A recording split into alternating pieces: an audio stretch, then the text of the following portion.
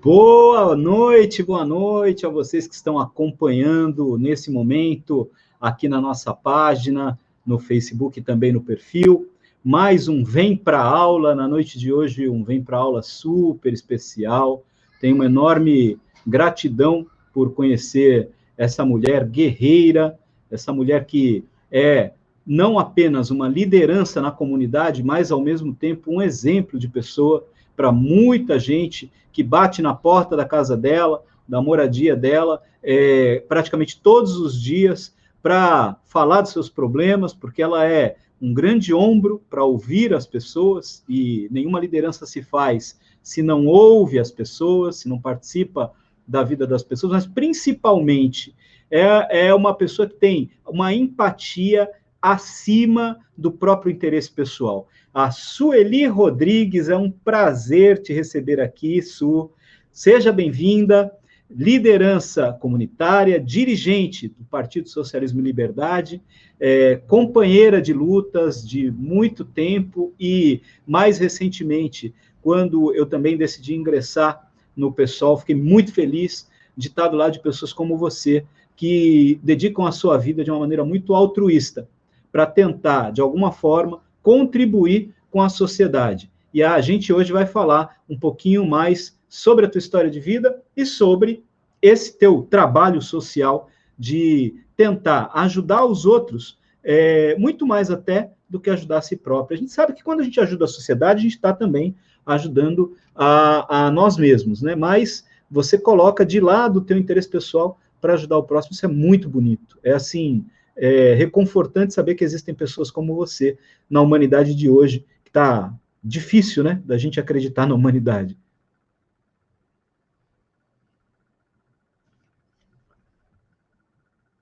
Dizer que eu me sinto honrada com o convite para estar aqui hoje conversando com você, Walter, depois de tantas lives maravilhosas que eu assisti no decorrer dos últimos dias. Chegou minha vez e eu estou um pouco ansiosa. Agradeço as palavras de carinho, não faço nada de tão extraordinário, mas na medida do possível, sempre que eu posso, estar pelo menos ouvindo alguém, às vezes uma palavra de carinho é muito importante. E a gente tem que compartilhar tudo na vida. Então, eu gosto muito dessa coisa das pessoas, eu gosto das pessoas. A gente se alimenta muito disso, né, das relações com os outros, né? Sabe uma coisa que me chamou muito a atenção, Sueli? Eu conheço você há bastante tempo, mas a convivência ela é mais atual, né? Mais de pouco tempo para cá. Eu queria te dizer assim que me chamou muito a atenção, uma coisa que eu vi na tua casa e que foi marcante para mim, o teu apego aos teus livros. Os teus livros estavam ali a salvo, teus livros estavam ali demonstrando o quanto você dá valor ao conhecimento, o quanto você dá valor à leitura, e assim, você podia ter apego a tudo, mas não. Você estava ali cuidando dos teus filhos, cuidando da tua vida efetivamente, olhando para os teus vizinhos, enfim, o reconhecimento de todo mundo. No dia que a gente foi aí, em meio àquela tragédia que estava acontecendo, eu vi pessoas falando sobre você com lágrima nos olhos, e naquele momento, para mim, a imagem mais marcante, diante de tudo aquilo que a gente estava vendo, era ver teus livros ali empilhados. Meu, é assim, o valor das pessoas está nessas pequenas coisas que são enormes, né? Tem gente que se apega ao dinheiro, tem gente que se apega à propriedade. Claro que todo mundo quer ter uma vida boa, a dignidade é fundamental na sociedade, mas o valor que você dá aos livros e o quanto isso representa, assim, para mim, aquela noite eu fiquei sem dormir, Sueli. Eu fiquei sem dormir. Assim, eu queria te dizer isso aqui, né, guardando para te falar. Não quero causar nenhum tipo de emoção, nada disso, mas eu te digo que tem coisas que tocam muito no coração da gente, e aquilo me tocou profundamente. Eu gosto muito dos livros, gosto. Se pudesse, teria uma biblioteca particular, entre aspas, porque com certeza eu abriria para as pessoas entrarem e utilizarem desses livros. Já emprestei vários que não me devolveram, não me incomoda, eu compro outro. O importante é saber que a pessoa pegou, gostou, leu. Se eu puder incentivar a leitura, incentivo. Já não leio tanto atualmente como antes. Depois de uma certa idade, acho que a concentração começa a ir embora. São muitos problemas da vida e a gente vai meio que se desligando. Mas a leitura é fundamental para se falar, para se entender as coisas, entender o outro, entender o mundo. E eu acho que a gente precisa muito dos livros. Eles são importantíssimos. Então, quando a minha casa alagou, a primeira coisa que eu levantei foram os meus livros. Esqueci até da geladeira, que acabou queimando, mas os livros eu não perdi nenhum, não. Está tudo guardadinho. Você vê que coisa, né? Eu queria começar falando contigo, o tópico principal da nossa conversa hoje, até eu vou pedir para você, se você puder, puxar um pouquinho mais o microfone para cima, nem que você dê uma seguradinha nele aí. Ok. Aí, isso. Para ficar um pouquinho melhor o áudio, né? A gente vai falar de como é que a pandemia está afetando a vida das pessoas nas comunidades. Você é uma morador de uma comunidade aqui no Guarujá, da Vila Pantanal. Eu tinha preparado da gente começar falando um pouquinho sobre os impactos da doença, mas vamos inverter a ordem, porque eu acho que tem uma coisa tão bonita que todo mundo deveria assistir, que é o documentário que foi feito aí na comunidade, da luta que vocês tiveram, de enfrentamento contra um sistema opressor, que é esse sistema que busca validar a propriedade a qualquer custo, mas que, ao mesmo tempo, empurra as pessoas que não têm a propriedade para uma condição de miséria, uma miséria total, né? De falta de dignidade. E aí eu queria convidar as pessoas para assistirem com a gente os minutos iniciais do documentário Quem Muito Se Evita, Se Convive. E aí a gente vai começar a nossa conversa hoje falando sobre isso. Pode ser? Vamos lá? Pode sim, vamos lá. Então, vamos lá. Eu vou compartilhar aqui o Quem Muito Se Evita, Se Convive. Para quem não sabe, é um documentário que foi feito com a participação muito especial de pessoas, de moradores que vivem na comunidade da Vila Pantanal, aqui na Enseada, em Guarujá. Assistindo ao começo, já dá para ter uma ideia do que ele é. E depois a gente passa o link, né, no YouTube para todos que estão acompanhando a nossa live aqui. Quem tiver interesse de assistir, vale muito a pena, porque é um documentário muito importante que fala da realidade da nossa cidade. Vamos lá, Sueli.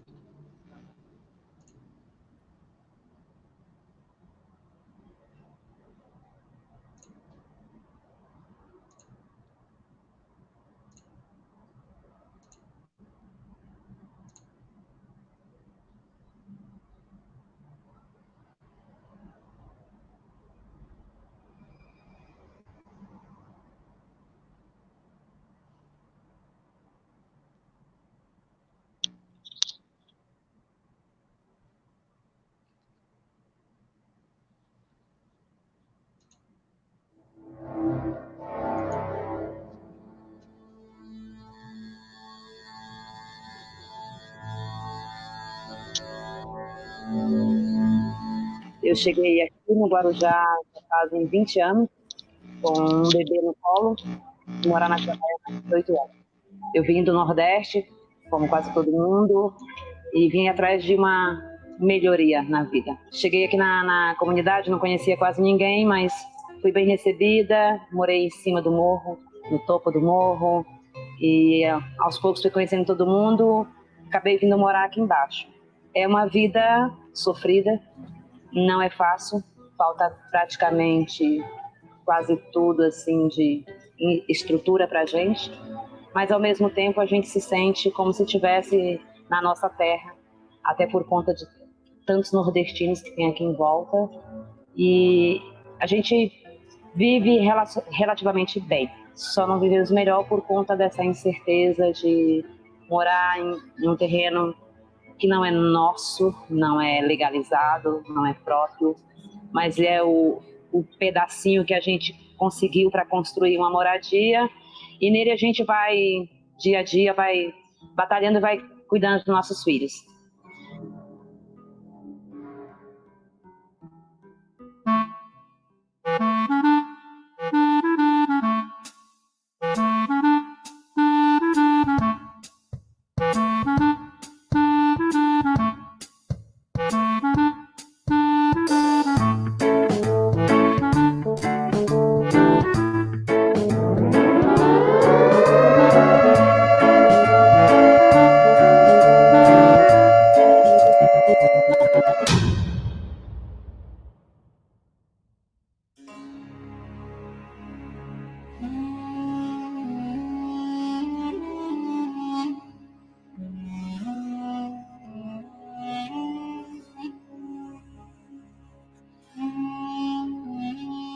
nem eu, que eu tenho 40 anos aqui, que é a minha idade.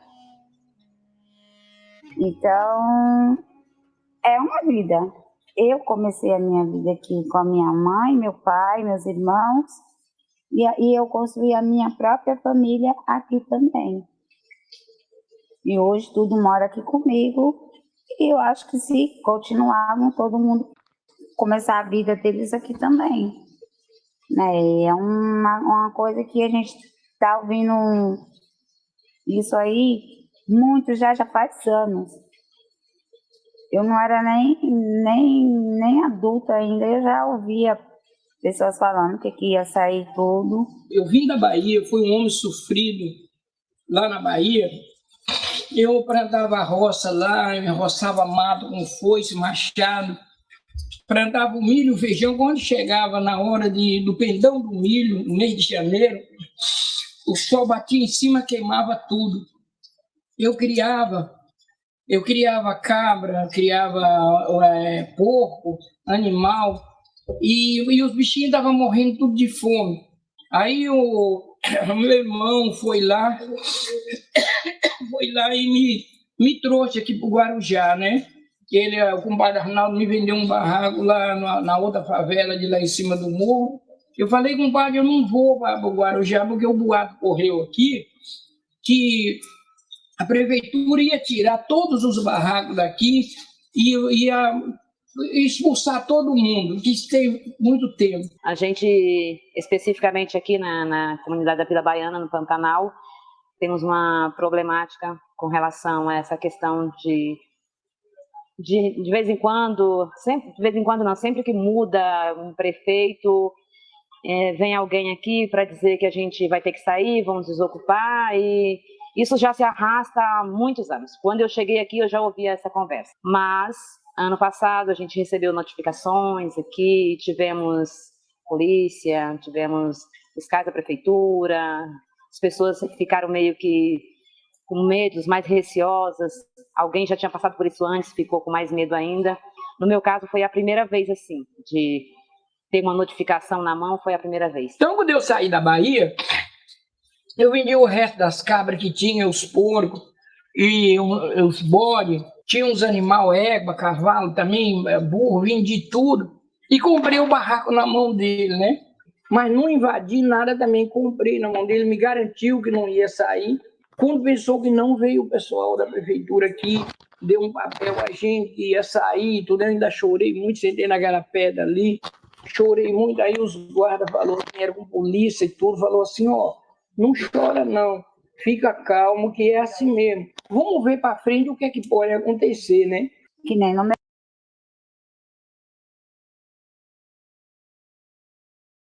E o vamos ver para frente como é que pode acontecer, né? As pessoas podem assistir. É só ir lá no YouTube. Quem muito se evita, se convive. É um documentário importante que mostra a luta da comunidade da Vila Pantanal, aqui na Vila Baiana, na Enseada, em Guarujá, onde vive a companheira Sueli. E nessa luta se conseguiu adiar essa expectativa de retirada das famílias, né, Sueli? Foi uma guerreira nessa luta e foi possível vencer essa batalha, né? Uma guerra, mas foi uma batalha vencida, né? Conta um pouco sobre isso, Sueli. Como foi essa luta e assim, o que é para uma mãe como você que batalhou para ter esse lugar de moradia,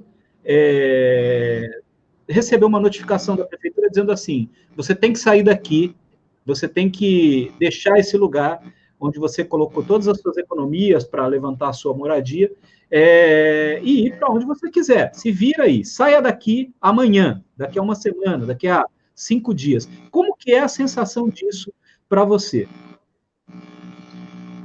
Olha, Walter, vou te falar que não é fácil, é desesperador, é humilhante, você se sente impotente, mas numa ocasião como essa, a gente não pode pensar de forma individual. Então, não era a minha casa, eram as nossas casas.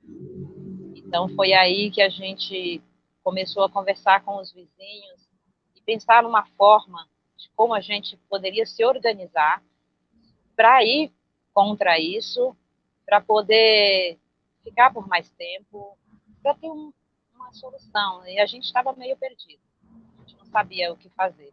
Então, foi por conta dessa história que nós conhecemos o pessoal de São Paulo, do movimento social, que acabou nos apresentando ao pessoal do PSOL. E foram eles que estiveram aqui, nos deram orientações, conversaram com a gente. Então, a gente começou a ter esperança. A gente se organizou, fizemos manifestações, passeadas, fomos à prefeitura, fomos à Câmara Municipal, fomos ouvidas depois disso, porque até chegar esse momento, nós já tínhamos procurado sozinhos, assim, moradores se reuniam em 2, 3 e iam, e ninguém abria a porta. Mas quando a gente juntou a galera toda, os moradores, aí as portas se abriram. Fomos ouvidos e até hoje continuamos aqui. Nenhuma casa foi derrubada e esse problema ele continua, porque não foi solucionado, não temos um título de posse do terreno, mas pelo menos até agora nós estamos aqui. Mas o que dizia as notificações eram que algumas famílias tinham um prazo de 30 dias, outras de 15 e outras de imediato. Então, como assim imediato? Como que você entrega um documento para uma pessoa e fala para ela, você tem que sair? Quando? Agora. Como agora? Ninguém planeja a vida em 5 minutos. Então, é a forma como o povo é tratado que me incomoda. É a falta de respeito, a falta de empatia, a falta de compaixão, de amor ao próximo. Não são números ali, são famílias. Então, tem o meu caso, eu sou mãe solo, tudo.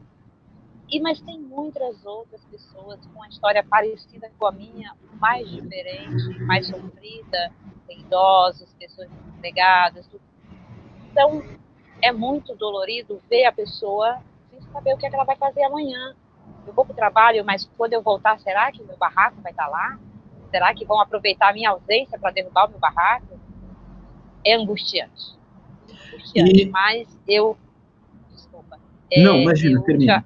Eu já comentei isso aqui várias vezes com os moradores e tudo mais, e eu volto a repetir. Se um de nós sozinho tentar fazer algo, não vai dar certo. Mas se nós nos unirmos, aí é outra coisa. O povo tem que estar unido. Em todas essas questões, o povo tem que estar unido. Porque a força vem da gente. E é isso que o povo precisa entender. A força é nossa e não deles. Essa história está muito mal cantada. Se não parte do povo, não é uma democracia, né? Do povo para o povo, com o povo. E pelo povo. Agora, eu queria partir dessa questão, que foi pontual, mas extremamente significativa para vocês que vivem aí, pela dificuldade que tiveram, por toda a luta que tiveram, mas, ao mesmo tempo, criou-se ali uma oportunidade de vocês se organizarem. Uma vez que, diante da necessidade de garantir o direito à moradia, numa condição que não é a mais adequada, mas é a condição que vocês têm, é a condição que está posta para milhares de famílias na nossa cidade, milhões de famílias no nosso país. Essa é uma realidade do Brasil, um país tão grande, um país que tem uma ocupação territorial pequena, comparativamente ao tamanho dele, à sua área, mas que não consegue criar uma política pública eficiente para garantir que cada família tenha direito a um terreno para construir sua casa, porque você, quando chegou aí, não tinha nada, né, no lugar onde você está hoje. Você foi juntando as economias, levantou as paredes, foi construindo, fez o baldrame, levantou as paredes, depois foi colocando a cobertura, foi aumentando um pouquinho para cá, um pouquinho para lá, e faz um acabamento, e compra uma cama, um móvel, e recebe uma doação aqui, e vai. É assim que a maioria absoluta dos trabalhadores fazem nas comunidades desse nosso país, e na nossa cidade não é diferente, é uma realidade que a gente olha e vê, né, casas de madeira, mas também muitas casas construídas de alvenaria, de bloco, de cimento, de ferro, enfim, as pessoas vão investindo o que tem para poder morar, que é o mínimo que você tem que ter uma moradia. Aí eu te pergunto, eles foram rapidinho aí para avisar vocês para sair. Aí chegou a doença agora.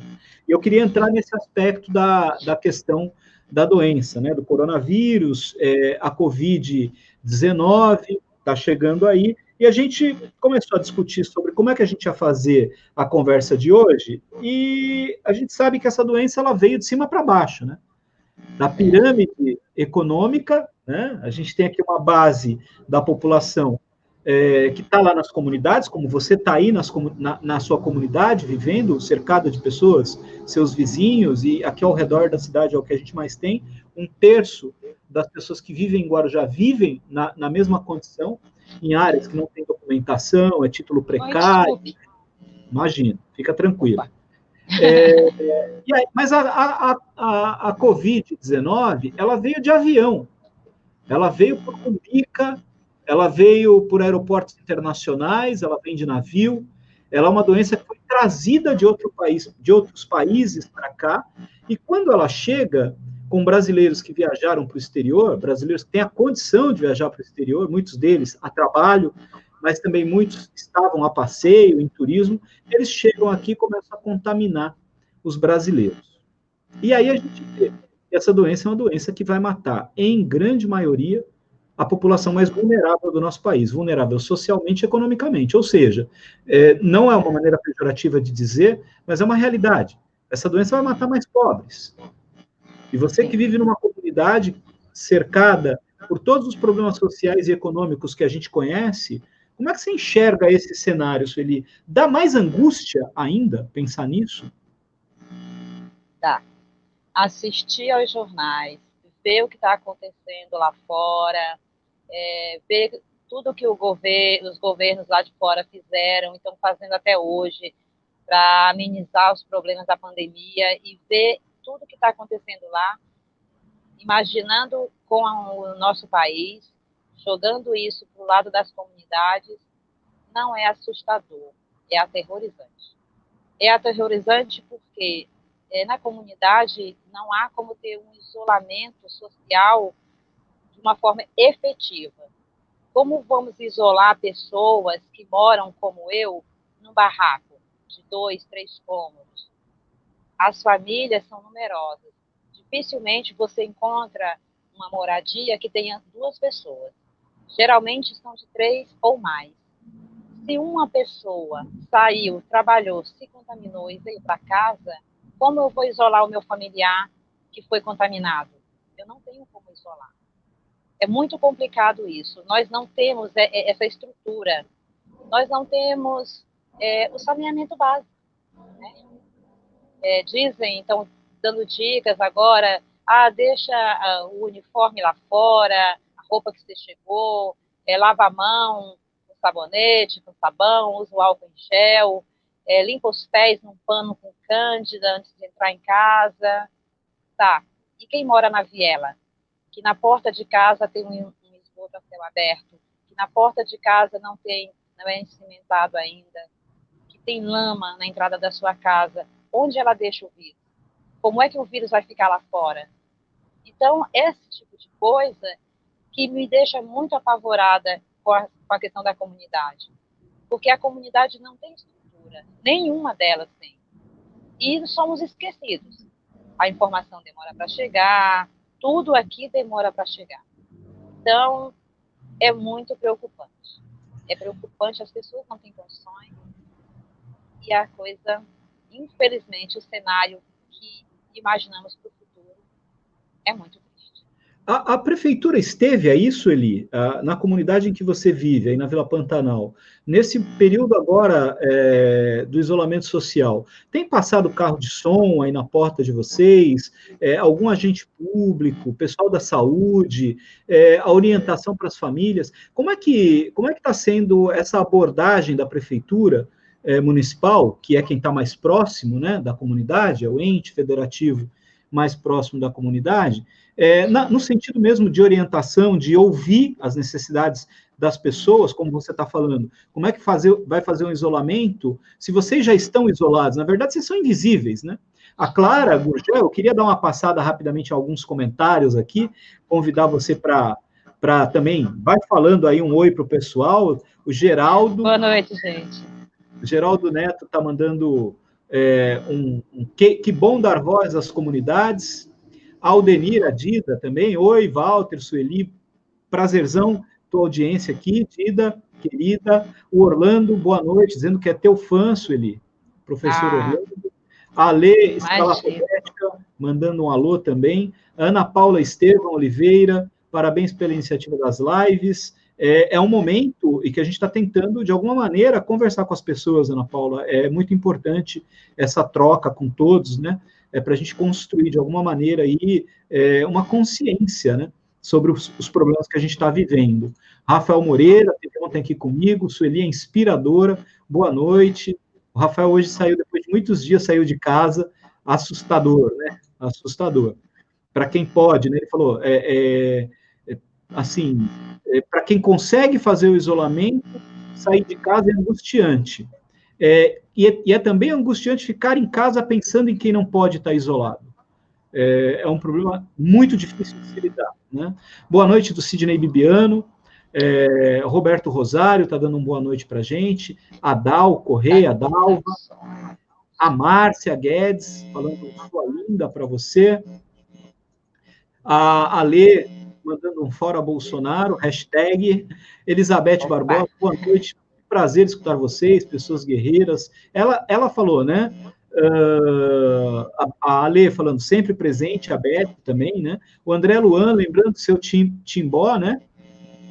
É Timbó o nome dele, Sueli? Não estou te ouvindo direito. Você não me ouviu? E agora? Agora tá bom. É seu Timbó ou seu Timbo? É Timbó, né? Timbó. É seu Timbó. O André Luan está falando que conhece o seu Timbó também, que estava falando lá no documentário, que é seu vizinho. Uma aula que não dá para faltar, apesar de que hoje não ficarei até o fim. Não estou conseguindo te ouvir. Melhorou agora, não? Oi, Su. Opa. Oi. Pode falar, agora sim. A gente tem um delay. Complicado. Mas eu vou falar um pouquinho mais devagar. E aí eu tenho aqui uma da Clara. A Clara diz assim, você consegue ler aí? O Guarujá, segundo dados do IBGE, tem 60% da população morando em áreas irregulares e apenas 17% de trabalhadores no trabalho formal. Portanto, comunidades como a Vila Pantanal não são minoria na cidade, ao contrário. Então, a pergunta da Clara, por que tanta invisibilidade? Eu não estou conseguindo ouvir você, Walter. Oi, Su.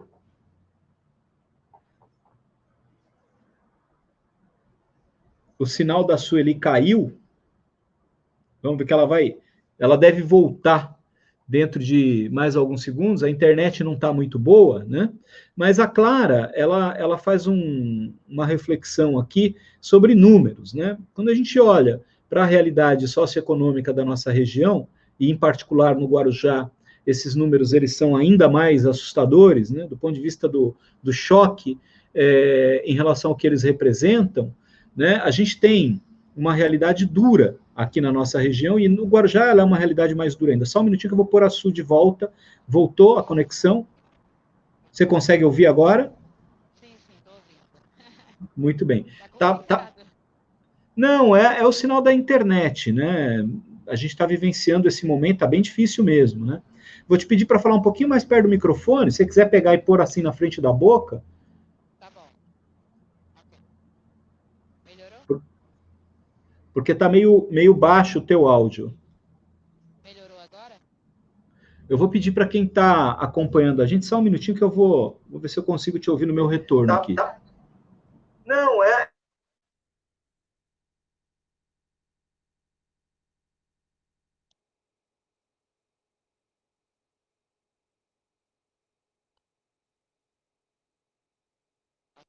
Melhorou, Walter?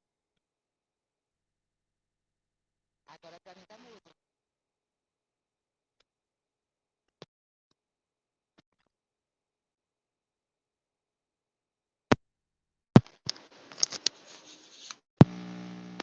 Opa.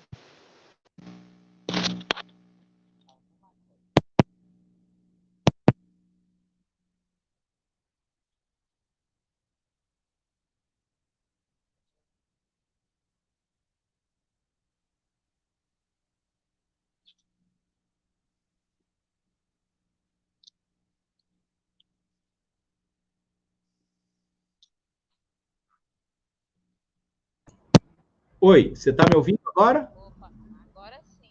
Meu Deus. Que dificuldade. Ai, ai. Sim, Fala só um pouquinho. Tenta pôr o microfone um pouquinho mais perto da tua boca. tá. Aí vai ficar ótimo assim. A gente estava lendo aqui um comentário da Clara. E eu aproveitei aquele momento que você ficou sem conexão, só retomando, né? Eu estava falando que a gente realmente tem dados assim assustadores do ponto de vista social e econômico.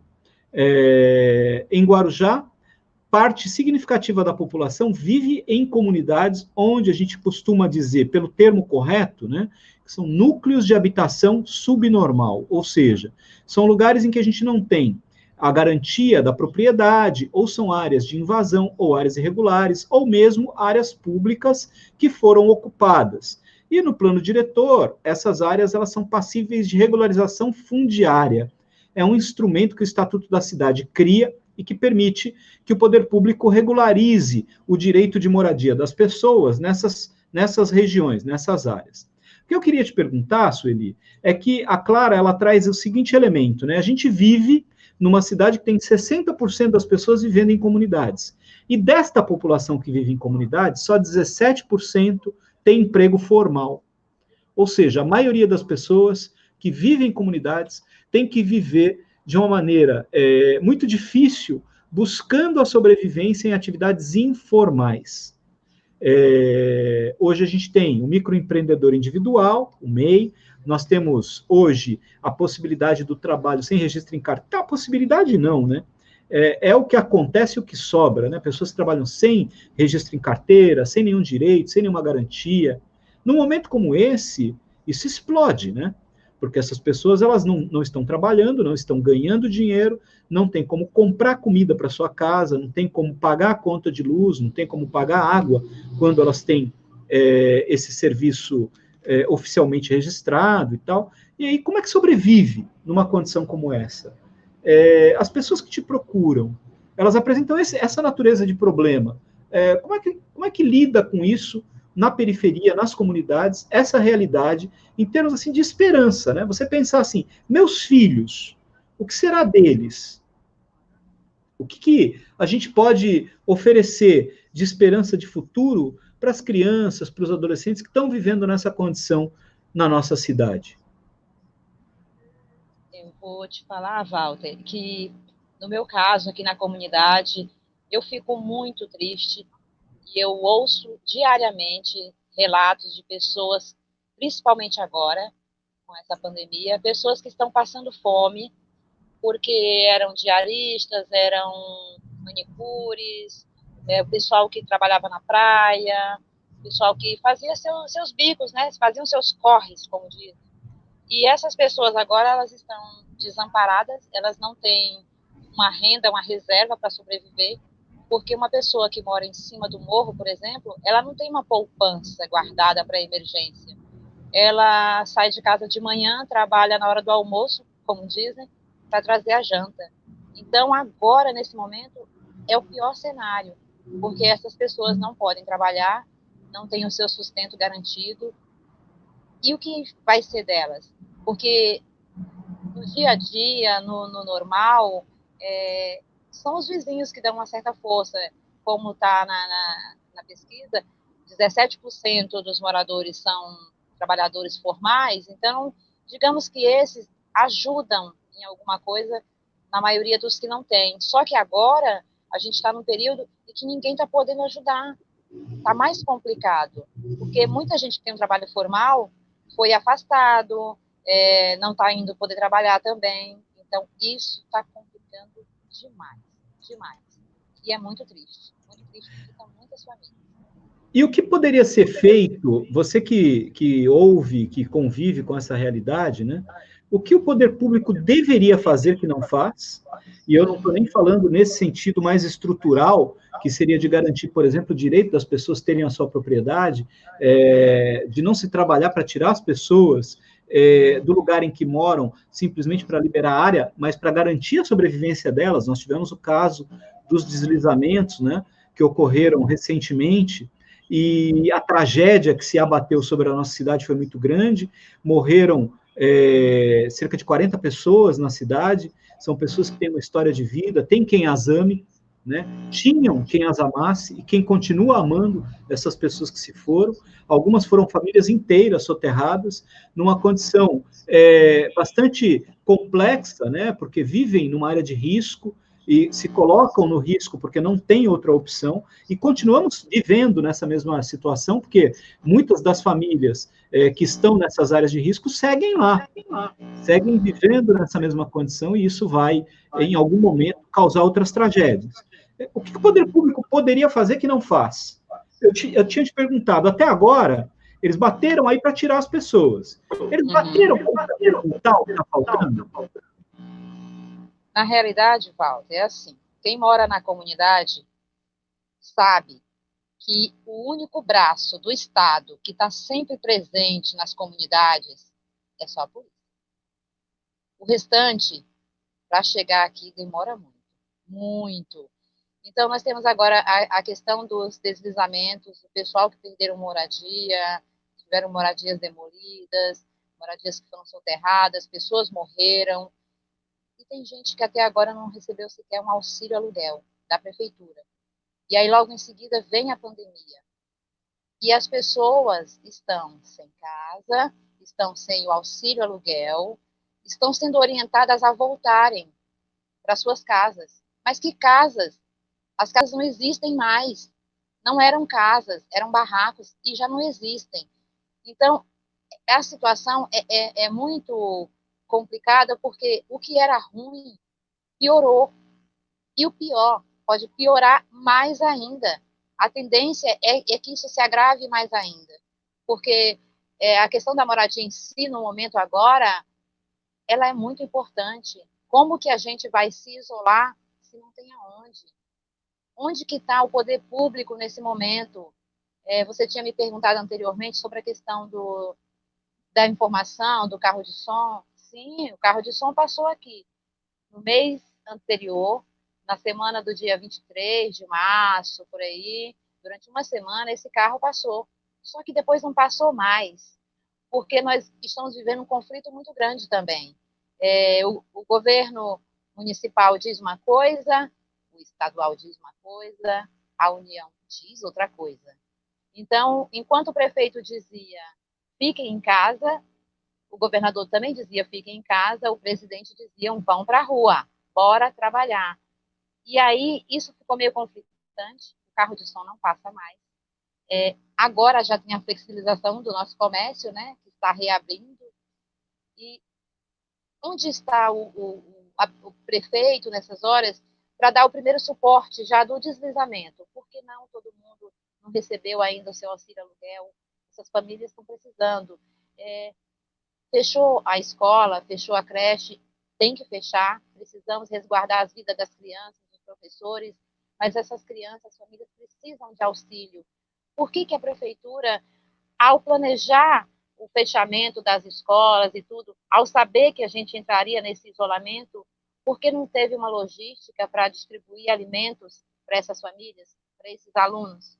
Porque se cada aluno da rede municipal estivesse recebendo pelo menos uma cesta básica desde o início do isolamento, as pessoas não estariam na rua tentando sair fora do que permitem, entendeu? As pessoas estão saindo porque estão com fome, porque estão vendo acabar o que tinha em casa. Sueli, a fome é uma realidade do cotidiano nas comunidades? É uma realidade. Não é de agora. Não é de agora. Eu tenho visto, inclusive eu vi esse final de semana, carreata pedindo que as pessoas voltem a trabalhar porque tem gente morrendo de fome. Não, meu anjo, tem gente morrendo de fome o tempo todo. As pessoas não estão passando fome agora na pandemia. Elas já passavam, é que eram menos.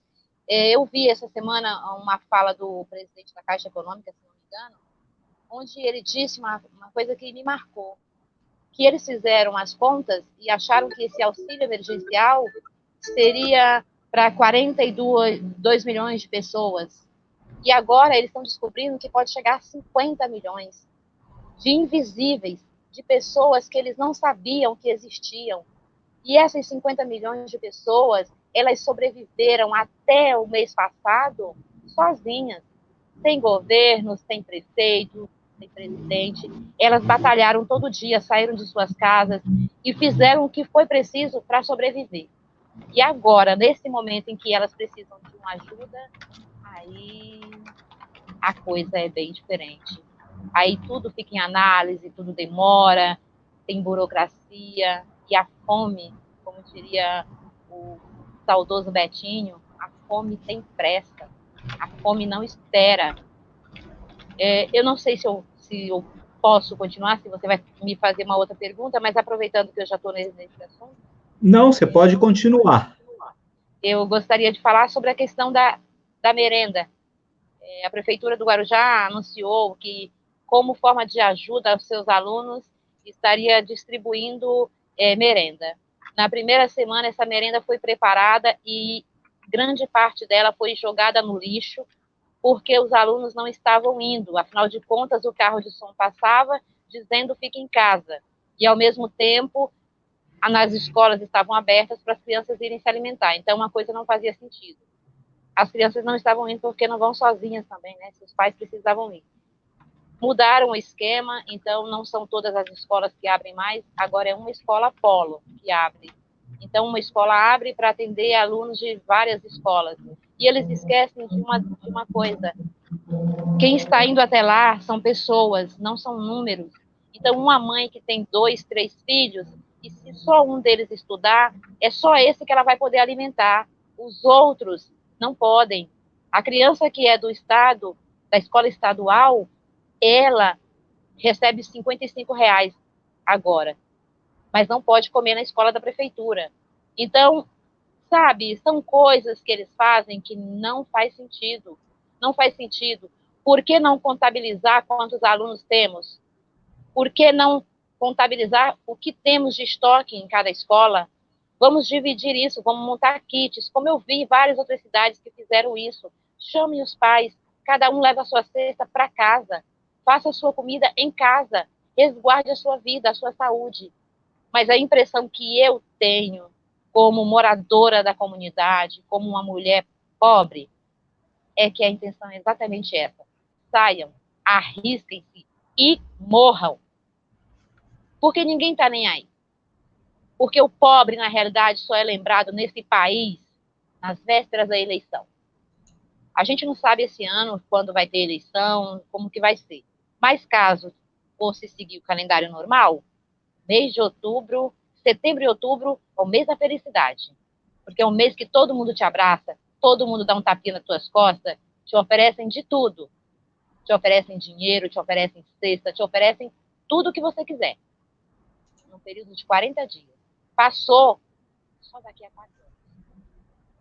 Então, é assim que o povo é tratado nas comunidades.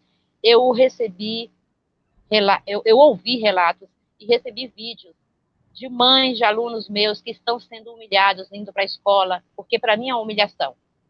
Enfrentar uma fila uma vez por dia para pegar uma marmita para alimentar um filho é uma humilhação. Então, essas pessoas estão indo com seus filhos, as crianças recebem, mas a mamãe e o papai não podem comer. É para a criança. Como é que você escolhe quem da sua casa pode se alimentar? Que tipo de ser humano escolhe quem hoje aqui vai ter direito a essa alimentação? Por que não doar uma cesta básica? O que há de tão dificultoso para a prefeitura para fazer essa logística e distribuir esses alimentos para que as pessoas da comunidade fiquem em casa? Nós não temos testes suficientes para a população. E isso todo mundo sabe. Se não estamos testando, não sabemos quem está contaminado. Se não sabemos quem está contaminado, devemos manter todo mundo em casa. Porque senão essas pessoas vão morrer. Eu queria... Não, imagina, muito pelo contrário. Eu estou quietinho aqui. Porque você está falando coisas que são, assim, importantíssimas. E você melhor do que ninguém para falar isso tudo, porque vive a realidade, sabe do que está falando, está junto das pessoas que estão te relatando tudo isso, está vendo acontecer. Mas eu queria te chamar para a gente ver rapidinho aqui uma notícia publicada hoje. aqui no site do UOL, agora à tarde, eu capturei essa informação. Vamos lá, vou mostrar aqui para o pessoal. Ainda não chegamos ao pior da pandemia. Então tá aí, ainda não chegamos ao pior da pandemia. Quem fala isso é o presidente do Hospital Albert Einstein. Só para posicionar todo mundo que está acompanhando a gente aqui, ele diz assim, ó, com a queda da ocupação da UTI por Covid-19, o hospital redireciona recursos para serviços públicos sob sua gestão. Então, o Hospital Albert Einstein, ele tem, ligado à mantenedora do hospital, eles têm uma mantenedora, uma organização social, que faz contrato com municípios, no caso com o município de São Paulo, para administrar também hospitais públicos. Isso, por um lado, é atraente, porque você pega o corpo clínico do Hospital Albert Einstein para dar o suporte para o funcionamento de um hospital municipal. Então, vamos pensar, você está pegando lá médicos com PhD, que estudaram muito e que são médicos de um hospital caríssimo, para atenderem a população que vive na periferia da cidade. No caso, esse hospital especificamente que eles administram em São Paulo, fica no Mboi-Mirim, que é um bairro de bastante vulnerabilidade social e econômica. Mas o que chama a atenção? O Sidney Kreiner, que é o presidente do hospital, né, ele diz que o hospital teve quase 510 funcionários que foram afastados por causa da doença, eles se contaminaram, né?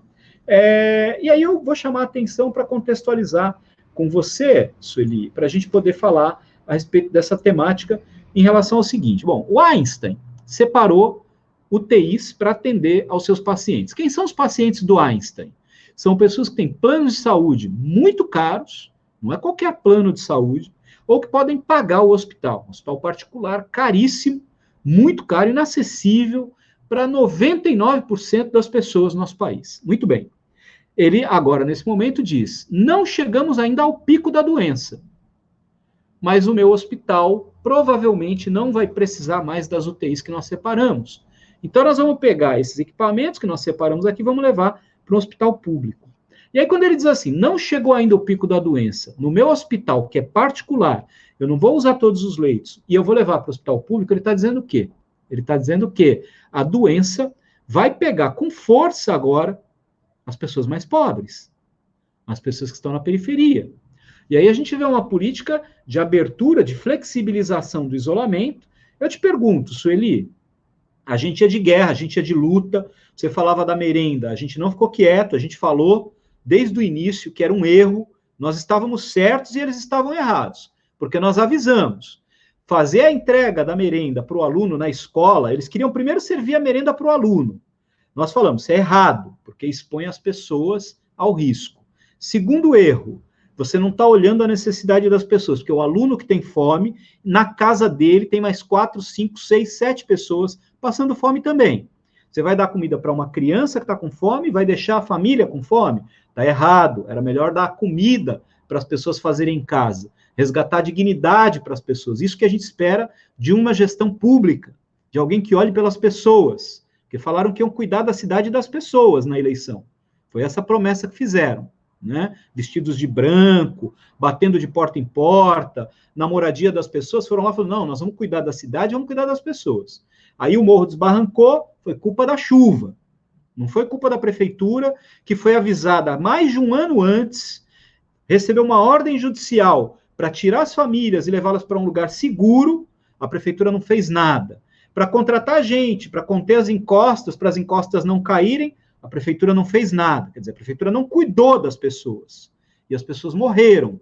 Aí chegou agora a crise da Covid-19, a merenda... Não, nós vamos garantir a merenda para as crianças. Nós avisamos, Sueli, nós avisamos. Você avisou, como eu e como outros também. Isso não vai dar certo, está errado. Contraria todo o indicativo de preservar a saúde e contraria o indicativo de garantir alimento para quem precisa.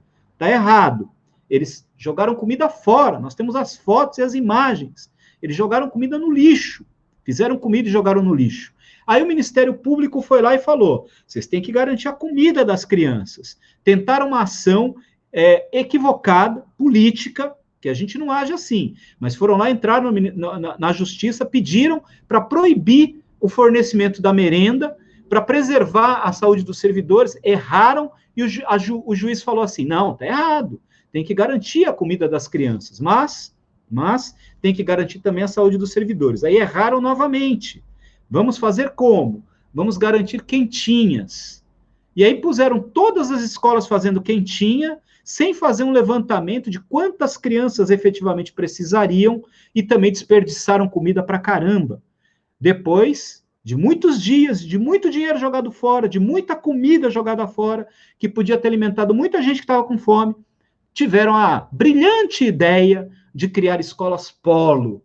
Agora estão fazendo marmitex e entregando nas escolas polo com uma listinha de chamada. Olha, só pode pegar a comida aqui quem está na lista de chamada. E muita gente que está precisando de comida não tem acesso a ela.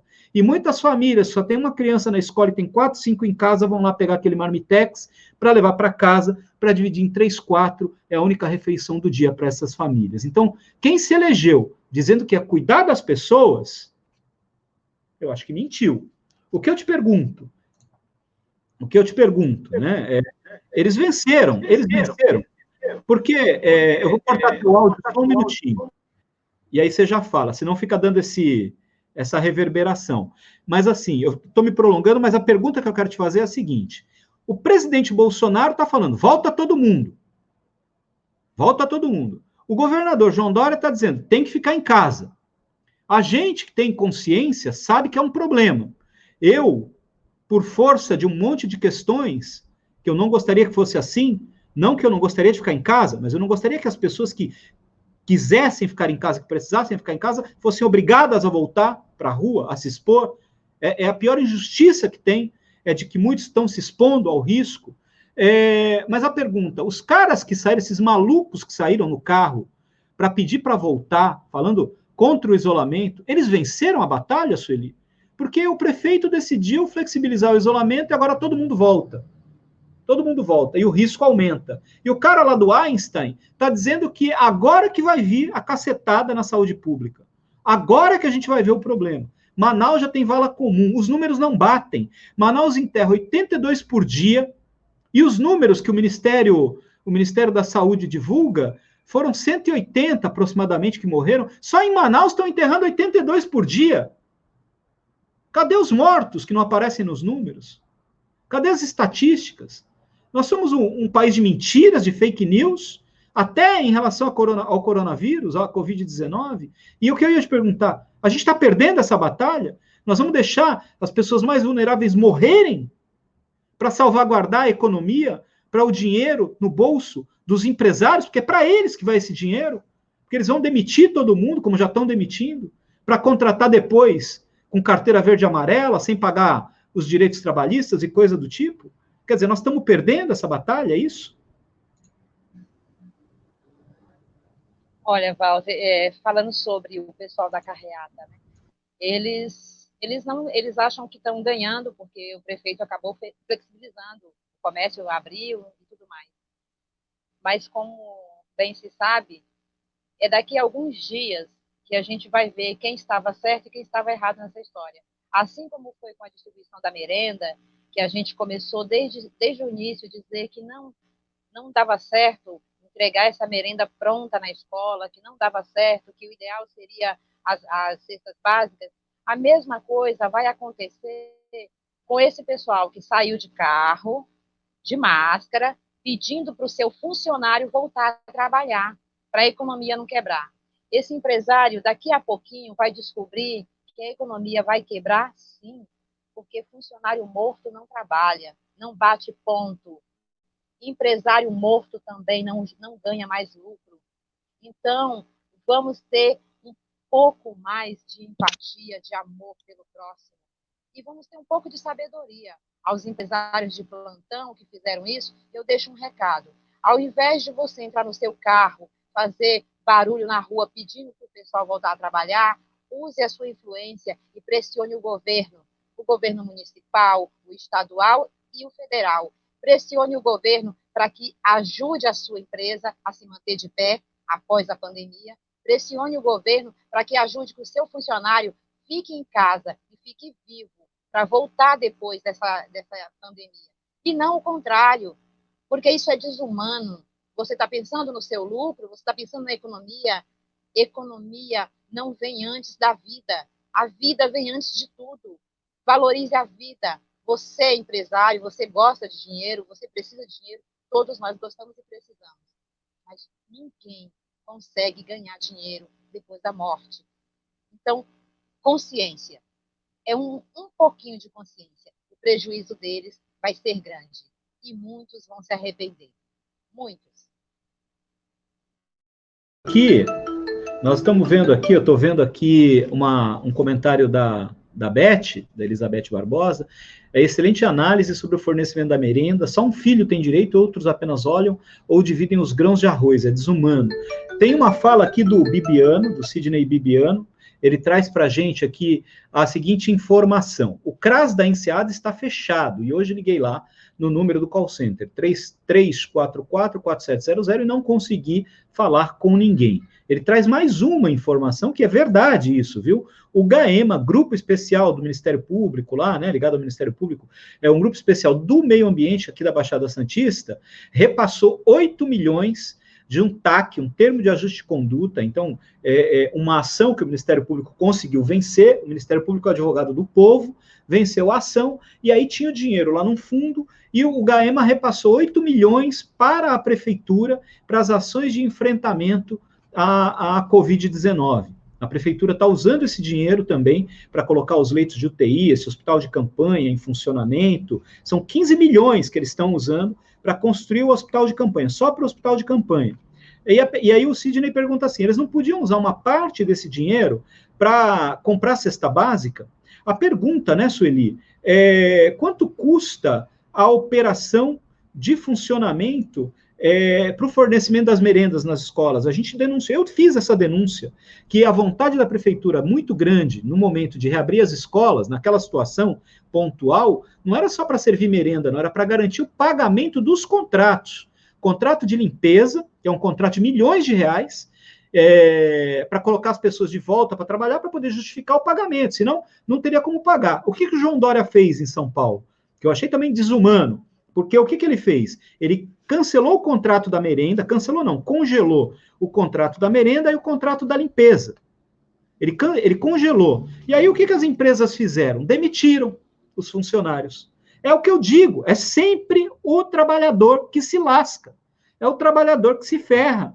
Então o que ele faz, o governador? Ele para a merenda, para a limpeza, porque a escola está fechada. Vai ficar fechada um período, não precisa fazer merenda nem limpeza. Em vez de conversar com o dono da empresa, que tem a condição de garantir, ou do próprio governador, ter uma atitude humanitária, de garantir o salário dessas pessoas que trabalham nessa empresa, para elas poderem ficar em casa, não. Ele deixou que o empresário, dono da empresa, que fornece serviço para a prefeitura, demitisse a moça da limpeza, o moço da limpeza, o trabalhador, e demitisse também as cozinheiras, as nutricionistas que trabalham lá no fornecimento de merenda. Então, o questionamento, em Guarujá, por que não fizeram a mesma coisa? Para com isso, tinham que ter dado a cesta básica, tinham que ter garantido o fornecimento dessa alimentação de uma outra maneira para a população toda. Ou então, se era para abrir as escolas, tinha que ter transformado esses polos em locais como são os restaurantes populares, os restaurantes de R$1 que tem na cidade, que estão fornecendo, que são importantes. Eu queria que você falasse sobre isso, Eli. A população fala disso para você, eles vão, aí na Vila Baiana tem um restaurante de R$1, né? Ele é importante para a comunidade, é uma política pública que funciona, porque prometeram que abririam mais desses restaurantes, um no Perequê, um na região de Santa Rosa, não abriram mais nenhum, né? Até pelo contrário, né? Ficou fechado do Santo Antônio por muito tempo, agora que eles conseguiram reabrir. Mas dar comida, não é dar comida, né? Porque isso é pago, a refeição é paga, a prefeitura paga uma parte com verba do orçamento, não está dando nada de graça para ninguém, e o cidadão que vai lá, ele paga R$1 pelo prato de comida que ele está comendo ali. É uma refeição saudável, balanceada, para garantir a saúde dele. E ele se alimentando ali por esse valor, ele vai ter uma imunidade maior para enfrentar uma situação como essa, por exemplo. E quem passa fome aprende menos na escola, Quem passa fome tem menos energia para trabalhar, quem passa fome fica mais doente, quem passa fome dá mais gasto na saúde, quem passa fome dá mais gasto na violência, porque quem passa fome é empurrado para a criminalidade, né? Então, não tinha que ter mais dessas políticas na cidade? Eu queria que você falasse um pouco sobre isso, porque pensam que está dando para o pobre, não está dando nada, gente. Quem mais paga imposto nesse país são os mais pobres. Os mais ricos não pagam quase nada de imposto perante o que ganham. Os mais pobres pagam a maior parte dos impostos desta nação. Você é classe média, paga muito imposto sobre o seu valor, mas se você fizer uma porcentagem do quanto você paga de imposto e comparar com o quanto mais pobre, quem ganha um salário mínimo, quanto que ele paga muito mais. Os estudos mostram isso. Né, Sueli? Queria que você falasse um pouco sobre isso também.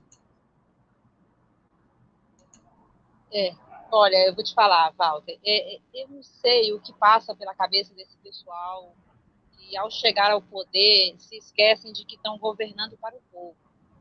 Então, esquecem de ouvir o povo. Nós colocamos os políticos lá, todos eles, para nos representarem. Isso quer dizer que eles deveriam ouvir a população e atender. Só que é o contrário. Parece que quando a população diz que quer uma coisa, aí eles fazem exatamente o contrário. É a questão das cestas básicas aqui do Guarujá. Eu acho que é como se fosse uma pirraça, parece uma pirraça de criança. Nós temos um presidente aí agora que parece uma criança de 5 anos, pirrenta. Então, isso não pode acontecer, gente.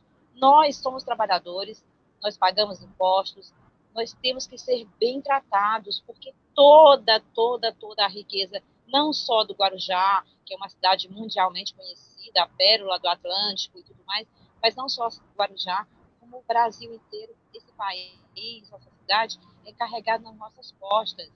Então, é o povo da periferia que movimenta a cidade do Guarujá, que faz ela ser bonita e atrativa para o turista. É o povo da periferia que acorda cedo, que vai para os comércios, que faz essa cidade fluir. Então, é esse mesmo povo que agora precisa da ajuda, não só dos empresários, a quem eles serviram a vida inteira, sendo explorados, porque o povo é muito explorado, mas também o prefeito. A prefeitura precisa ver esse povo de uma outra maneira. Pensa um pouco mais. Se essa família está alimentada e está em casa, essa família não adoece. Se essa família não adoece, a prefeitura economiza na saúde. Então, uma coisa liga a outra. Por que não fazem? É má vontade. Eu ouvi comentários de que a questão da merenda ser entregue na escola é uma questão eleitoreira. E eu só não entendi onde que isso está beneficiando o prefeito. Que tipo de estratégia é essa? Se foi essa a sua intenção, desculpe, o senhor não acertou, não. Porque se as pessoas estivessem em casa, estariam mais satisfeitas, estariam felizes com sua família em casa, alimentando seus filhos e esperando tudo isso passar. Ninguém fica feliz de ter que sair e se expor numa fila para mostrar para o vizinho, para mostrar para o amigo que está passando fome. As pessoas têm orgulho, têm amor próprio, as pessoas querem ser tratadas com dignidade. E elas vão até a fila, como eu falei anteriormente, por necessidade extrema, porque preferem ir para a fila da escola do que pedir para um vizinho, do que estar esmolando na rua, o que aqui na nossa cidade também é proibido, né? Não pode pedir também. Então, pelo amor de Deus, tenham um pouco de humanidade. Tenham humanidade, cuidem das pessoas. Vocês só estão aí por conta dessas pessoas que estão aqui embaixo. A base da pirâmide são eles, somos nós. Vocês pisam muito. Então está na hora de não joguem migalhas. Deixem o povo sobreviver com dignidade. Esperem que essa pandemia passe, mas dê dignidade para essas pessoas passarem por ela. Eu não tenho visto nenhuma divulgação ou distribuição da prefeitura falando sobre a questão das máscaras, do álcool em gel, do material de higiene. Como é que você espera que as pessoas não se contaminem, que elas não fiquem doentes, se você não dá para ela os recursos que ela precisa para isso? Aqui na favela, no Pantanal, na comunidade, aqui do lado da minha casa, tem pessoas que não têm uma pia para lavar a mão, que não têm uma descarga no banheiro. Então, como é que essas pessoas vão passar por tudo isso se não tiverem a ajuda do poder público? Elas são invisíveis, mas elas não serão invisíveis quando os corpos estiverem nas calçadas do hospital. Isso vai ser mostrado. Não tem como esconder o que está acontecendo, porque cada dia mais está se agravando. E eu sinto muito em avisar para alguns governantes que estão aí achando que terão muita chance no futuro, cuidado, vocês vão perder muitos eleitores. Talvez não porque eles mudem de opinião, porque eles vão morrer. E morto não vota. Nenhum defunto sairá do cemitério na eleição para votar no senhor ou na senhora, não. Então, pelo amor de Deus, cuidem das pessoas enquanto estão vivas. Valorizem, são seres humanos. Não são objetos. Vamos valorizar um pouco mais o ser humano.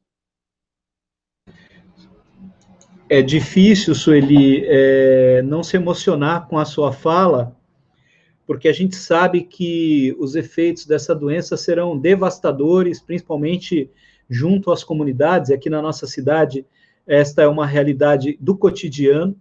Não falta comida agora, como você bem falou, falta comida em muitas casas sempre. A gente ouve isso como argumento de reforço de quem defendeu, por exemplo, a entrega das merendas e quem defendeu, por exemplo, o fim do isolamento. Pessoas que falam da necessidade de voltar a produzir, de que as pessoas têm que ter a condição de trabalhar. Mas que condição de trabalhar é esta? A condição de trabalhar de maneira precária, em que, num momento de necessidade, no momento de uma pandemia, em que o mundo inteiro está se mobilizando para salvar a vida das pessoas que mais precisam de ajuda, aqui a gente tem pessoas lutando para que esses mais frágeis tenham o direito de se exporem ao risco de morrer. É absurdo a gente ver isso acontecer, porque é de uma incoerência enorme para gente que tem uma visão focada no essencial, que é o direito à vida, os direitos humanos. Mas fica muito evidente como parcela dos brasileiros pensa, em que, numa sociedade em que a gente vive, onde uma boa parcela desses brasileiros não está valorizando a vida do próximo, está valorizando apenas a sua própria vida, a sua própria condição. Nós temos algumas informações aqui nos comentários que eu gostaria de repassar com você. Uma é da Alva, eu até coloquei agora, ela soube que nos marmitex não tem ido salada. Uma outra questão que é muito comum, a corda arrebentar do lado mais fraco. Então, quando a gente... Isso não vai passar batido. Em algum momento isso vai acontecer. Nós estamos vendo a pandemia, não é hora da gente brigar. É hora da gente juntar forças para superarmos a dificuldade. Mas a gente sabe o que vocês fizeram no verão passado. A gente sabe o que vocês fizeram no verão passado. Vocês jogaram comida no lixo, merenda no lixo. Isso não vai passar batido. Não vai passar batido. E a gente sabe também que quando começaram a jogar comida fora, vocês pressionaram a direção das escolas, pressionaram os trabalhadores das escolas, dizendo que a culpa de jogar comida fora era deles. Quando também é fato que a comida é jogada fora sempre, porque a merenda da escola é feita de maneira descontrolada, não tem um controle efetivo de quantas alimentações serão servidas, tem um desperdício muito grande, e essa comida é jogada fora sempre. É dinheiro público sendo jogado fora enquanto tem gente que passa fome.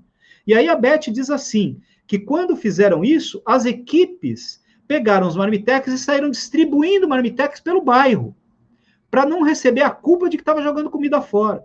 Ou seja, fazendo aquilo que a gente disse que era necessário fazer, levar comida onde a comida precisava chegar, na casa de pessoas que estavam passando fome.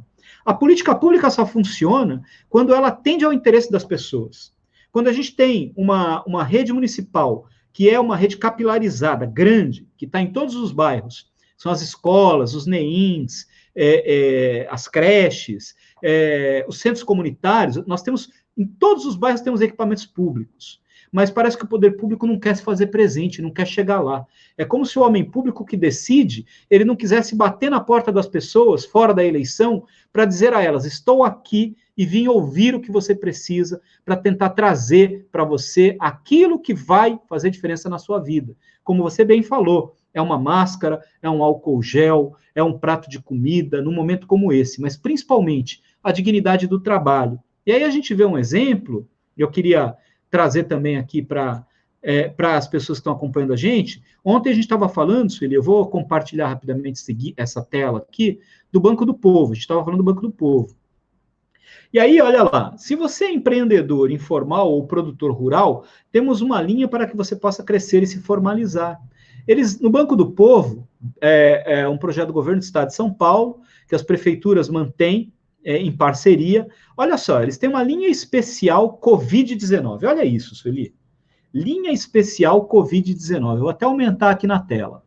E diz assim, ó, linha de crédito de R$ 200 até R$ 20.000. Taxa de juros, 0,35% ao mês. Se você não tiver avalista, você pode pegar até R$ 3.000 emprestado. Esses empreendedores, os microempreendedores individuais, eles têm o CNPJ, o Cartão Nacional de Pessoa Jurídica.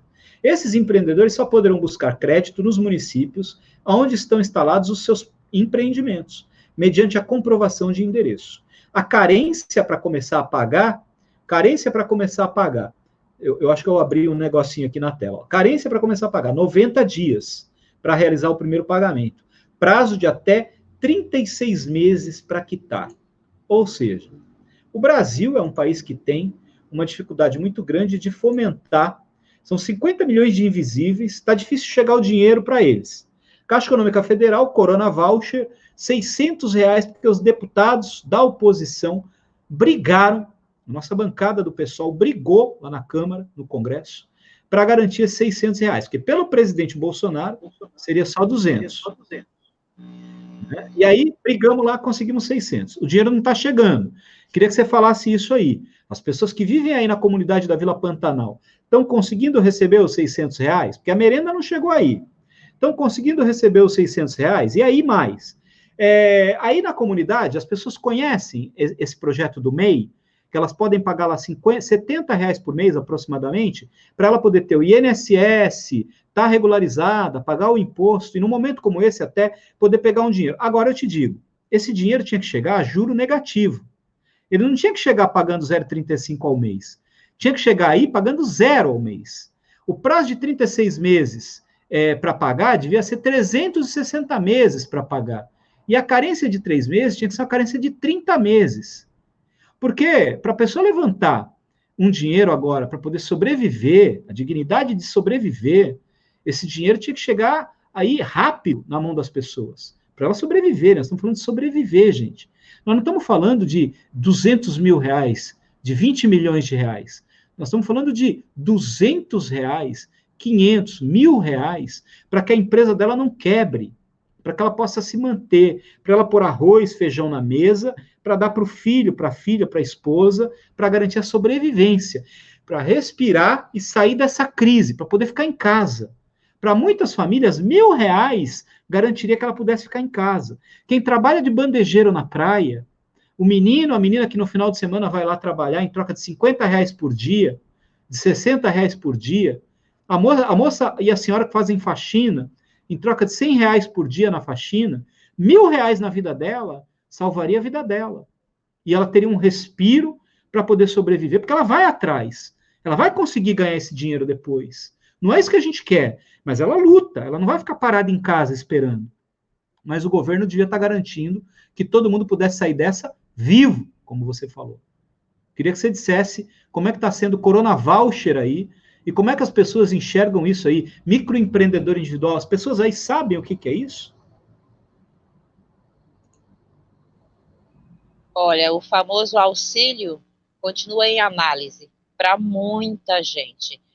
Segundo informações nos jornais, a segunda parcela vai começar a ser paga a partir de amanhã, mas tem gente que sequer recebeu a primeira parcela. Então, como que essa pessoa está se virando até agora sem esse dinheiro? E a questão do MEI, algumas pessoas até têm conhecimento, sim, não são muitas. Eu acho que deveria haver uma formação, se é que isso é possível, de que o poder público entre nas comunidades e traga cursos para as pessoas, tragam explicações, mas eles não fazem isso até porque eles sabem que quanto mais a gente descobre nossos direitos, mais inquieto a gente fica e mais a gente cobra, e não é de cobrança que eles gostam. Então, é melhor que eles não nos abram os olhos. É assim que eles pensam. Eu tenho recebido pessoas que vêm, batem aqui no meu portão, para me pedir para fazer o cadastro no auxílio emergencial, porque essa pessoa não tem sequer um celular.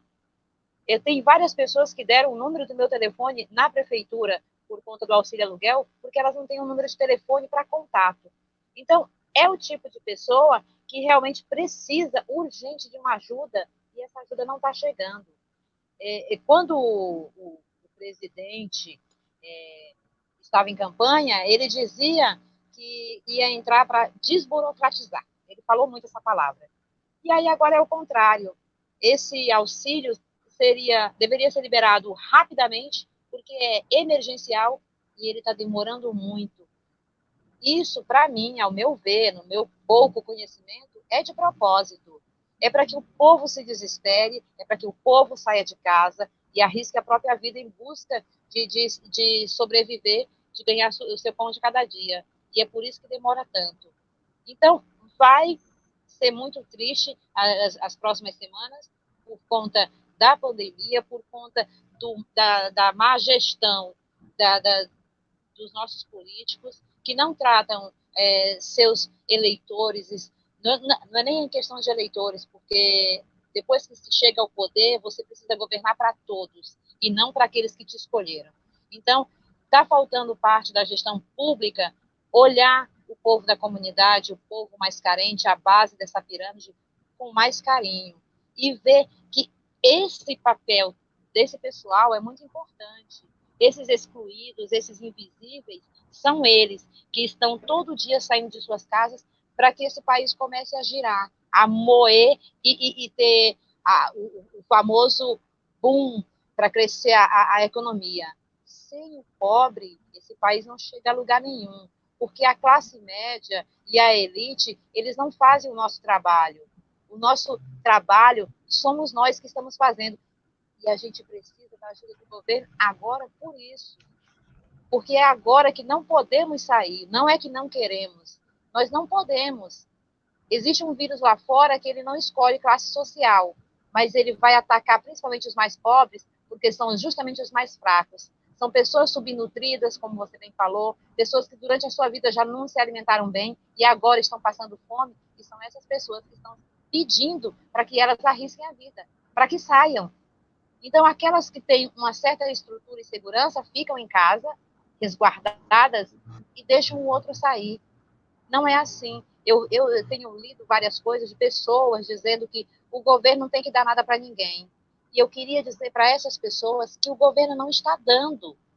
Ele não está dando nada. Isso é nosso. Pagamos impostos para isso. Passamos a vida inteira. E quando chega num momento desse, isso tem que vir novamente de volta para o cidadão. E não interessa se o cidadão mora numa avenida ou numa viela. O valor deles é igual. Eles são seres humanos, então tem que ser tratado com a mesma dignidade. As coisas nas comunidades ainda não estão tão ruins. Elas vão piorar mais ainda. E eu repito, o pessoal da carreata vai se arrepender bastante. As pessoas que estão dizendo saiam, e vamos acabar com o isolamento, elas vão se arrepender, porque vão perder entes queridos.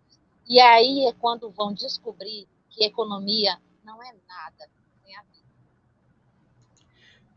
Su, eu tenho aqui alguns comentários, vou dar uma boa noite aqui para a Tuca Leite, que é uma ativista também na proteção animal.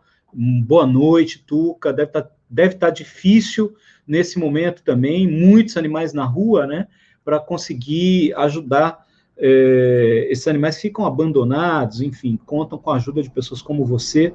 Eu lembro e registro um agradecimento especial a ela, porque no momento do deslizamento, a gente teve muitos animais que ficaram abandonados, né, e eu, naquele desespero da gente, você junta tudo, faz o que é possível, né, chega uma hora que a gente já também não consegue, mas a Tuca, ela me deu uma luz num determinado dia, conseguiu uma quantidade de fraldas, que ela é muito articulada, então ela conseguiu juntar, e ração animal, nossa, naquele dia foi importante, juntamos um pouco aqui que tínhamos comprado, mais o que ela trouxe, conseguimos levar a alguns lugares. Foi muito importante a ajuda dela naquele momento, eu sei que ela faz isso todo dia, não é fácil, como você também, Sueli, não é fácil todo dia atuar para tentar fazer aquilo que o poder público tinha condição de fazer.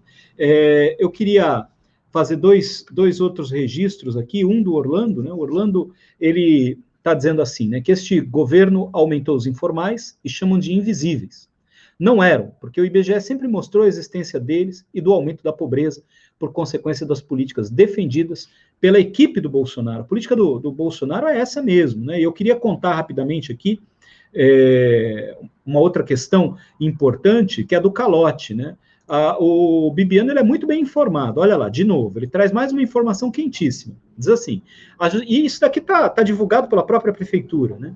A justiça deu ganho para a prefeitura suspender os pagamentos de precatórios, para ajudar a prefeitura a fazer uso dessa verba para a pandemia.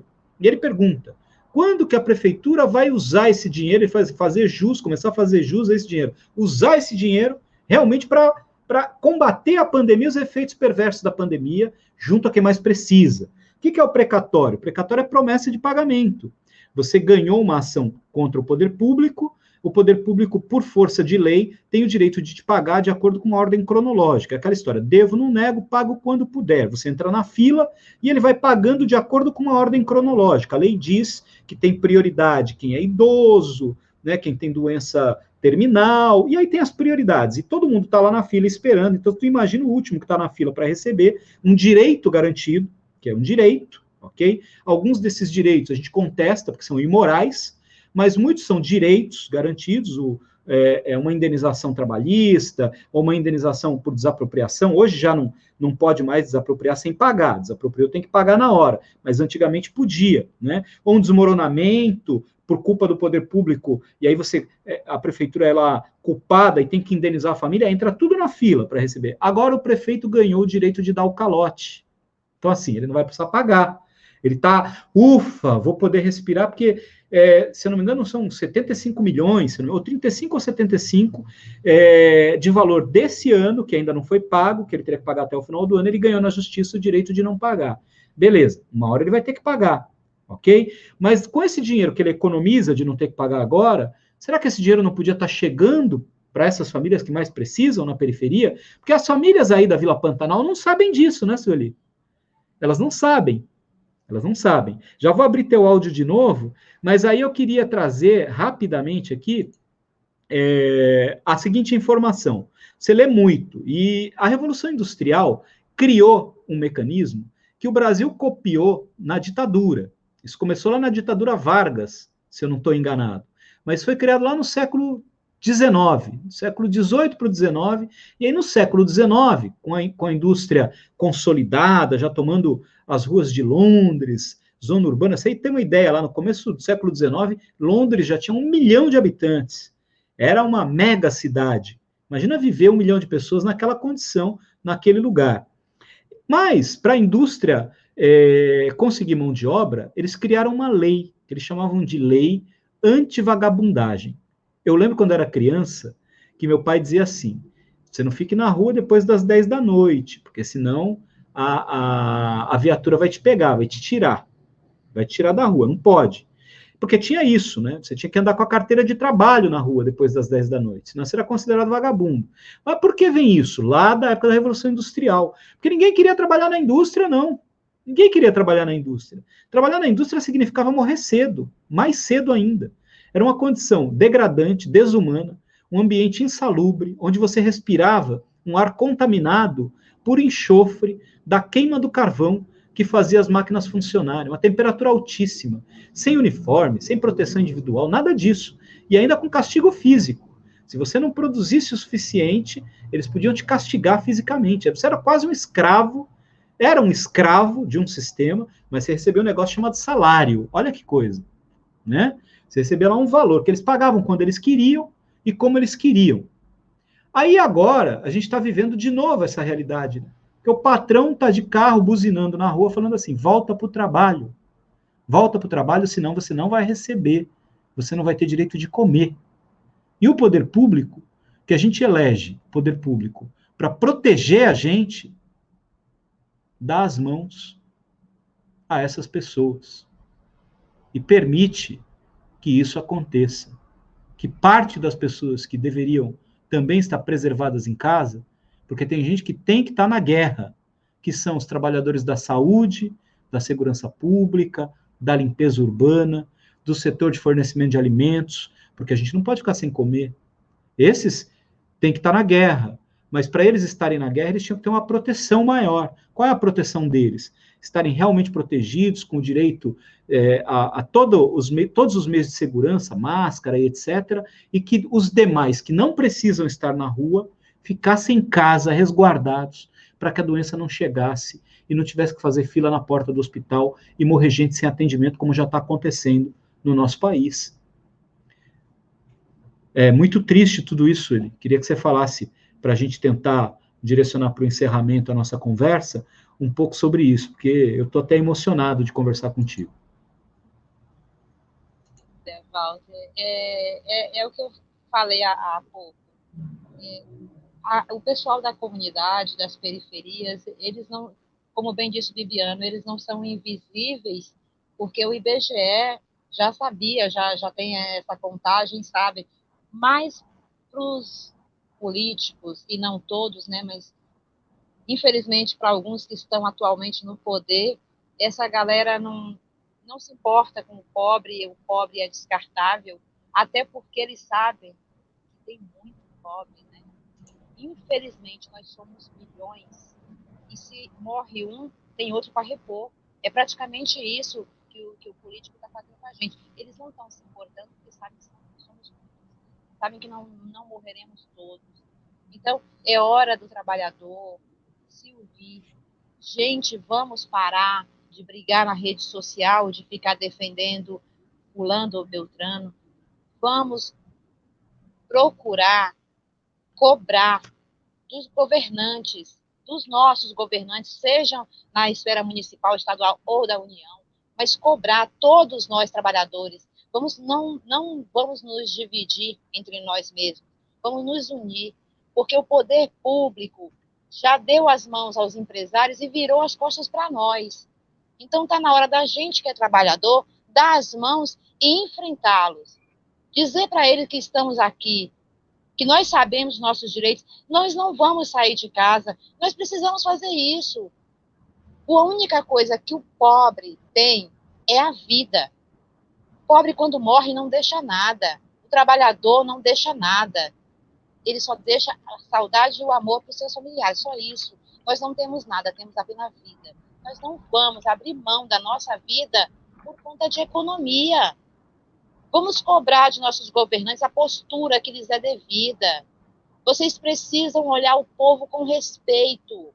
É do povo que sai do teu salário. É do povo que sai o poder que você acha que tem. Mas esse mesmo povo também pode e deve se revoltar e dizer: chega, nos respeitem. Nós merecemos respeito, somos trabalhadores, nós precisamos ficar em casa, resguardar nossas famílias, resguardar nossa saúde. Vocês precisam respeitar o povo. É isso que precisa ser feito nesse país. E os trabalhadores precisam se unir e entender de uma vez por todas que tudo o que tem no nosso país, tudo isso é gerado por nós. Por que os empresários estão tão inquietos? Porque eles só dispõem do dinheiro, do capital. Mas quem faz o lucro chegar à mão deles somos nós. Quantos de nós somos explorados, trabalhamos horas e horas e ganhamos pouquinho e sabemos que aquele salário não vai dar para o final do mês. O que nós ganhamos em um mês, a maioria dos nossos patrões gastam no café da manhã. E isso não é e nunca foi justo. E essa pandemia veio para mostrar para todos nós, trabalhadores, que a força, não só do Brasil, não só do Guarujá, mas a força no mundo é do trabalhador. Somos nós que movemos tudo. O empresário pode ser bilionário, mas o dinheiro dele não faz nada sem nós. Somos nós que estamos ali. Eles precisam da gente. Existe empregado sem patrão. Existe, mas não existe patrão sem empregados. Sem a gente, eles quebram totalmente. Então, vamos nos valorizar. Somos importantes, sim. Temos que nos unir, sim. E temos que dizer para eles, sair do isolamento, sim. O senhor vai primeiro. Por favor, tenha bondade. O senhor se expõe primeiro, depois nós iremos. Se o senhor voltar, depois a gente vai. É isso que temos que fazer. Não temos que ficar com medinho de perder o emprego agora. A gente vai perder o emprego? Sim. Mas a gente pode perder a vida. E muitas mães, muitos pais de família estão com seu coração na mão, sem saber o que fazem em suas vidas. Valorizem sua vida, valorize a sua família. Cobre do governo uma ajuda com cesta básica, uma suspensão do corte de água, de luz, de telefone. É isso que eles precisam fazer. E nos manter em casa até que tudo isso passe. Nosso sistema de saúde já colapsou.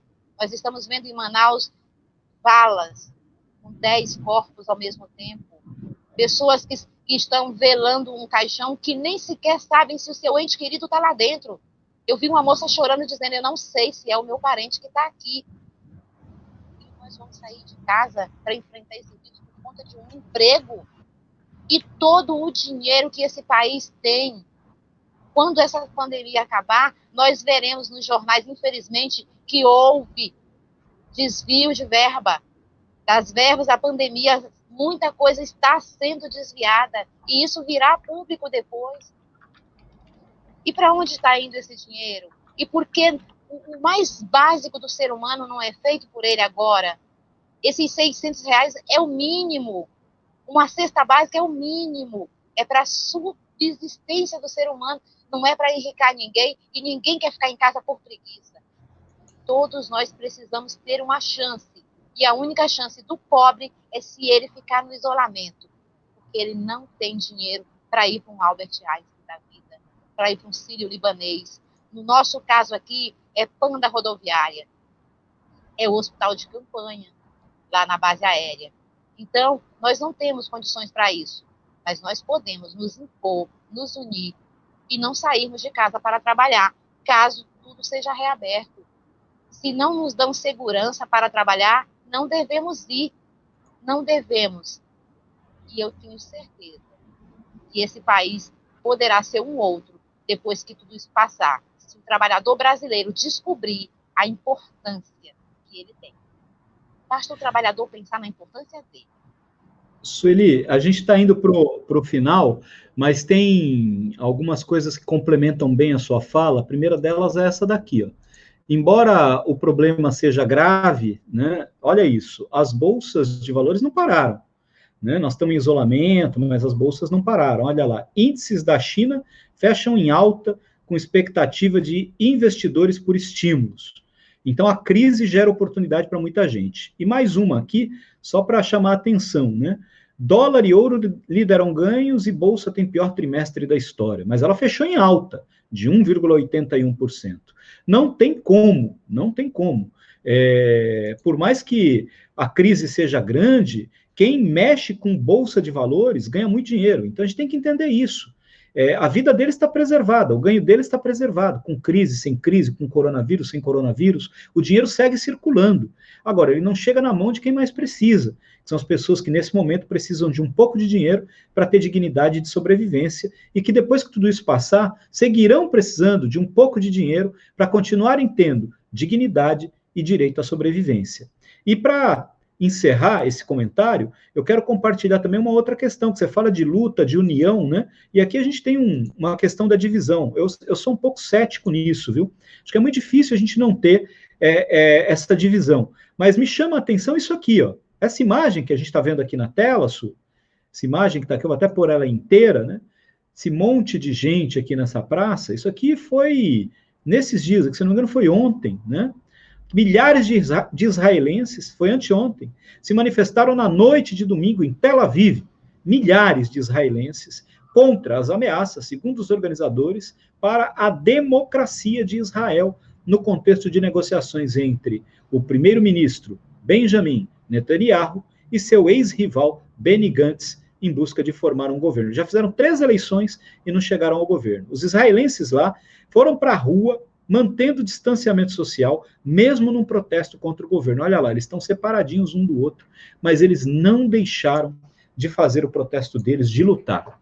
E eu vejo gente aqui no Brasil dizendo que quem faz protesto é baderneiro. Quem faz protesto como é que se diz? Tem uma fala tua no documentário que você diz isso, né? É um jeito pejorativo de chamar, enfim. Eles falam que quem faz protesto é quase que um marginal, vamos dizer assim. Vai chamar israelense de marginal lá. Vai lá, tá no meio do isolamento social, eles foram para a rua, milhares deles, porque o governo deles é um governo sem vergonha, picareta, parece com o nosso aqui. Mas eles foram para a rua protestar. Né? A coragem de protestar contra o governo é um direito de uma democracia, e a gente tá no nosso país aqui hoje com medo de protestar, porque o vizinho não quer que a gente proteste, porque a colega de trabalho não aceita que a gente proteste. Ela quer que tenha ditadura no país, que é para a gente não protestar.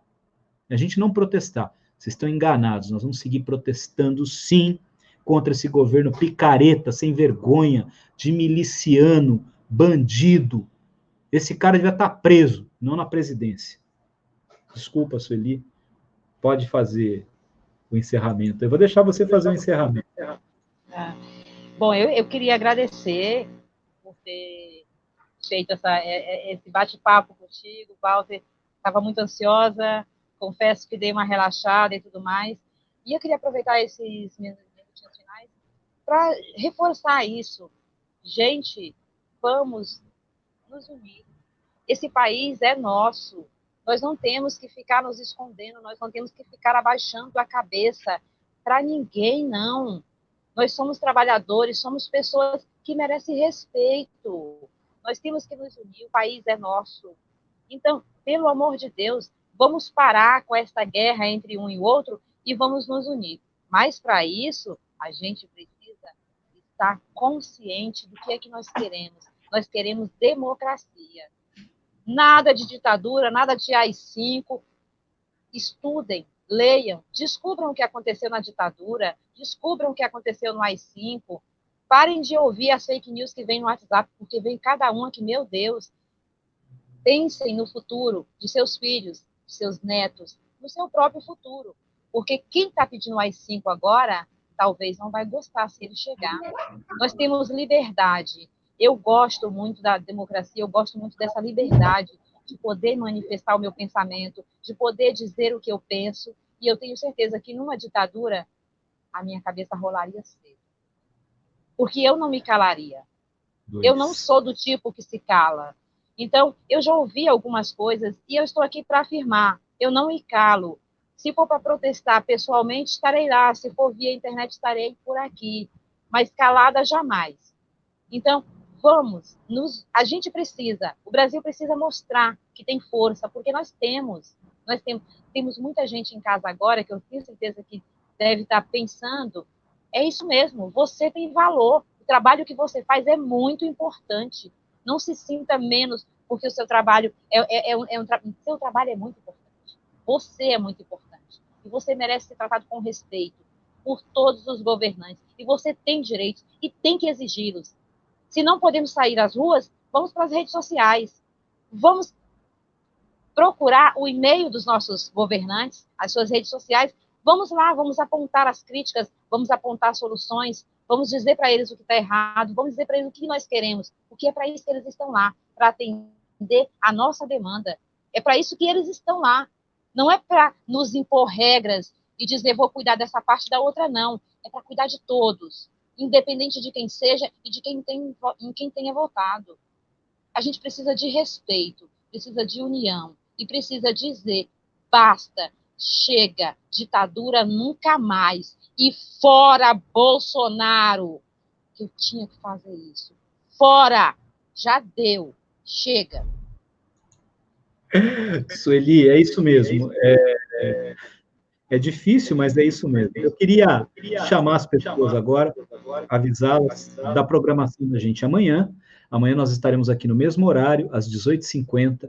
Eu estarei aqui amanhã falando um pouco das expectativas para o futuro.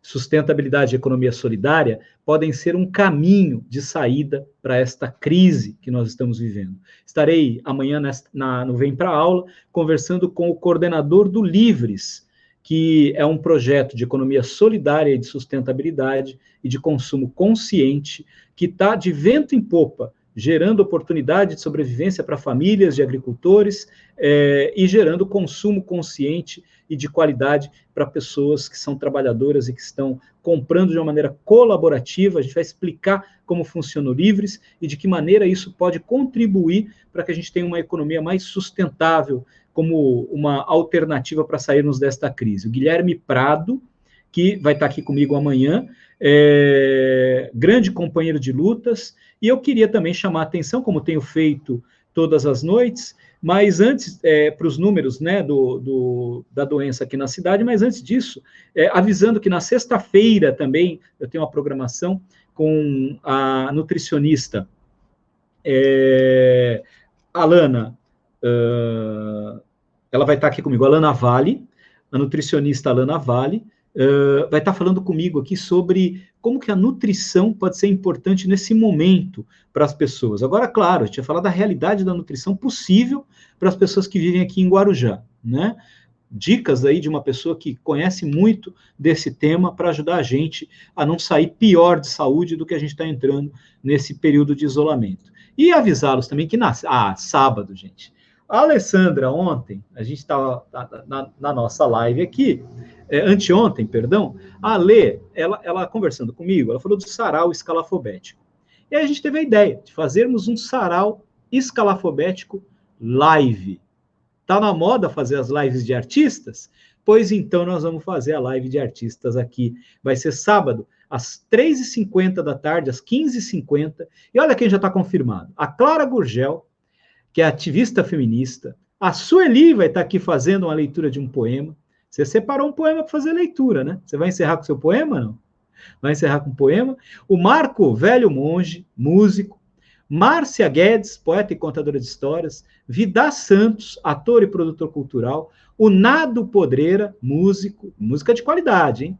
Cláudia Marzak, Cláudia Marzak está em Portugal, mas ela vai estar com a gente aqui na live, fazendo poema para a gente também. A Cacau Nascimento, que também é atriz e poeta.